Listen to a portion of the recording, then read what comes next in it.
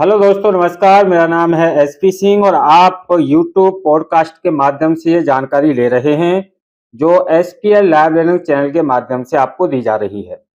आज के पॉडकास्ट में मैं आपको भारत का संविधान संक्षेप में बताने वाला हूं और हर किसी को इसकी जानकारी होनी चाहिए अगर आप भारत के निवासी हैं। तो चलिए शुरू करते हैं।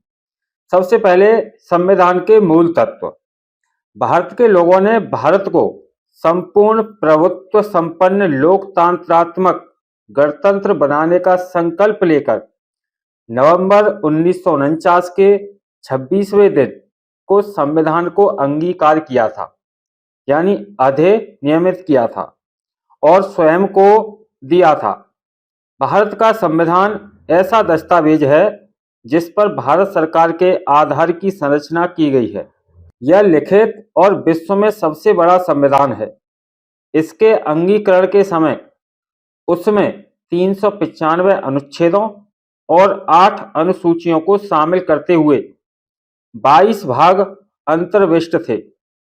वर्ष 1951 में संविधान का पहली बार संविधान यानी प्रथम संशोधन अधिनियम 1951 द्वारा संशोधन किया गया था और संविधान को संशोधित करने की प्रक्रिया बदलते समय की आवश्यकता और अपेक्षा तथा देश के लोगों की आकांक्षाओं के अनुसार उसके उपबंधों को ढालने के लिए अक्षुण्ण है। अब तक इसे 105 संविधान यानी संशोधन अधिनियमों और 42 अन्य संशोधनकारी अधिनियमों और आदेश द्वारा संशोधित किया गया है। भाग 4 क, भाग 9 क, भाग 9 ख और भाग 14 क अंतः स्थापित किए गए हैं और भाग 7 का निरसन किया गया है। इसी तरह कई अनुच्छेद अंतः स्थापित और निरसित किए गए हैं। 4 अनुसूचियां भी जोड़ी गई हैं। अब इसमें 460 अनुच्छेदों और 12 अनुसूचियों को शामिल करते हुए 25 भाग अंतर्विष्ट हैं। अनुच्छेद 5, 6, 7, 8, 9, 60, 324, 366, 367, 379, 380, 388, 391, 392, 393 और 394 दिनांक 26 नवंबर 1949 को प्रवृत्त हुए और अन्य अनुच्छेद 26 जनवरी 1950 को प्रवृत्त हुए। अंतः स्थापित अनुच्छेद विभिन्न अन्य तारीखों को प्रवृत्त हुए। यद्यपि भारतीय संविधान की विरचना भारतीय सामाजिक व्यवस्था को दृष्टि में रखकर की गई थी, फिर भी यह सार्वभौमिक मानव अधिकार घोषणा 1948, अंतर्राष्ट्रीय सिविल और राजनीतिक अधिकार प्रसंविदा 1966, अंतर्राष्ट्रीय आर्थिक, सामाजिक और सांस्कृतिक अधिकार प्रसंविदा 1966, अंतर्राष्ट्रीय मूल वंश विभेदीकरण के सभी रूपों का उन्मूलन अभिसमय 1966 में अधिक कथित सिद्धांतों को तथा अन्य मानव अधिकार सिद्धांतों को मतों का अनुसरण करता है। तो दोस्तों, ये था संविधान का मूल तत्व। अब बात करते हैं संविधान की उद्देशिका की। संविधान की उद्देशिका अत्यधिक सावधानी और विचार विमर्श से विरचित की गई है।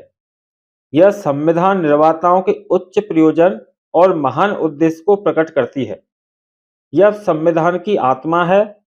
यह इस घोषणा को अंतर्विष्ट करती है कि उसके समस्त नागरिकों को सामाजिक, आर्थिक और राजनीतिक न्याय, विचार, अभिव्यक्ति, विश्वास, धर्म और उपासना की स्वतंत्रता, प्रतिष्ठा और अवसर की समता प्राप्त करने के लिए और उन सब में व्यक्ति की गरिमा और राष्ट्र की एकता और अखंडता सुनिश्चित करने वाली बंधुता बढ़ाने के लिए वर्ष 1976 में इसका शब्दों यानी प्रभुत्व संपन्न लोकतंत्रात्मक गणराज्य के लिए शब्दों संपूर्ण प्रभुत्व संपन्न समाजवादी पंथ निरपेक्ष लोकतंत्रात्मक गणराज्य को प्रतिस्थापित करने के लिए और शब्द राष्ट्र की एकता के लिए शब्दों राष्ट्र की एकता और अखंडता को प्रतिस्थापित करने के लिए संशोधन किया गया था।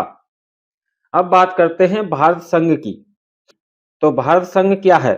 संविधान का अनुच्छेद 1 अधिक कथित करता है, इंडिया अर्थात भारत राज्यों का संघ होगा। वर्तमान में भारत 28 राज्यों और 8 संघ राज्य क्षेत्रों का संघ है।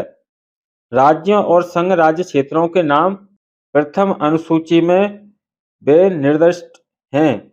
उत्तरांचल, जो अब का उत्तराखंड है, झारखंड और छत्तीसगढ़ वर्ष 2000 में निर्मित किए गए थे, जबकि तेलंगाना वर्ष 2014 में निर्मित किया गया था।